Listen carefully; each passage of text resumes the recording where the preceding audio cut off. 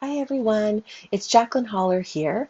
I'm excited to read to you my blog titled Meditation in Silence is Luxury, Meditation in the Presence of Noise is the Lesson. It's the year 2010. One of my dear yogic friends and I decide it's time to escape the city, shake off the busyness of our lives, and head off to a Krishna Das retreat at the Kripalu Center for Yoga and Health in Stockbridge, Massachusetts. We are mostly there for retreat, for rest and relaxation. There is no one needing anything from us, no shoulds and should nots, no ought to and not tos, just a special part of the world to disconnect for a little while and immerse ourselves in the space of a place, providing us space. The retreat itself is set up where there is personal free time, time for workshop dialogue, a question and answer period, and then time for sweet kirtan. Kirtan, for those that might be new to it, is really another way to get into a meditative state. A kirtan wala, in this case Krishna Das, will sing or chant sacred Sanskrit words, and those in attendance repeat what he sings. This happens over and over again, and one song can last up to 20 to 30 minutes longer possible. Each word carries a sound vibration and helps to steady the mind, bring it to a state of stillness or deep meditation. Now for me, I've never been much of a singer. While I have spent many years attending retreats, I go for one purpose only. I attend so I can be surrounded by the vibration of the environment. I go so I can sit and meditate while the beautiful voices around me sing sacred words. I go so I can be surrounded by conversation of a higher vibration where people are searching and open to learning about themselves and possibly a newer way of being. To me, it is a special and sacred place and my most favorite way to unwind when my work and life balance becomes off balance. It was Saturday, and we had all gathered into the main hall for our afternoon time together. We had a few hours with Krishna Das where he opened up the floor for questions. I had settled in next to my friend off to the side of a large group, somewhere against a wall. I closed my eyes and started to tap into my breathing. The questions and dialogue began. While questions are being asked and answered, shared, there happened to be this couple who were creating a fair bit of noise and distraction.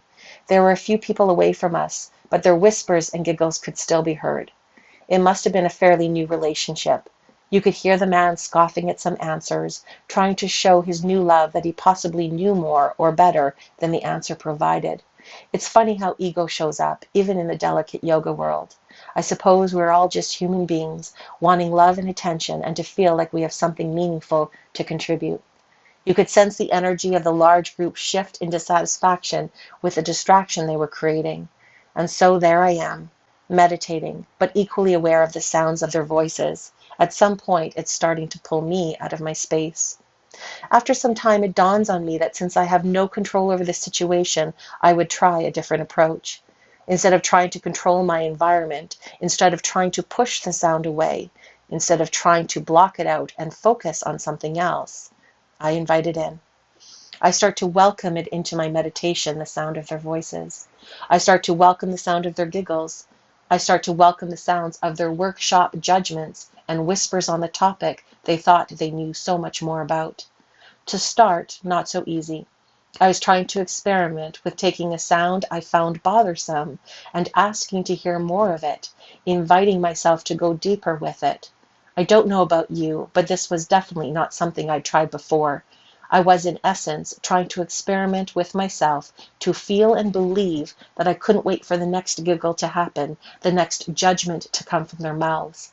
And then something really magical happened. Their voices turned into the sound of children.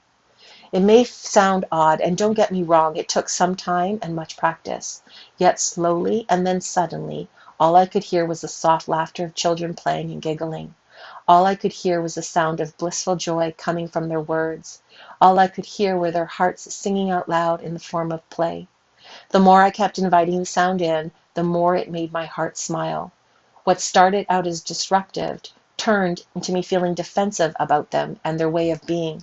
I wanted to hold space for them so they could be what and how they needed to be. And there in meditation, with a soft smile on my face, I had learned a massive lesson. Meditation in silence is luxury. Meditation in the presence of noise is the lesson. As many of you know, I've been guiding meditations for almost 8 years. I use the word guiding as I don't really believe anyone can teach someone to meditate. It's something all of your own personal experience. I tell my students all the time that the sounds of the city around us, the fire truck going by, the car honking down the street, the fan in the room clicking in, someone possibly snoring in class or breathing heavily, someone fidgeting next to you. Try not to push the sound away from you. Instead, invite it in. Experiment with anticipating the sound and the next sound coming in after it. Welcome it into your quiet meditative space, because at the end of all of this, and the purpose behind all of this, it is to remain calm while the storm circles around you.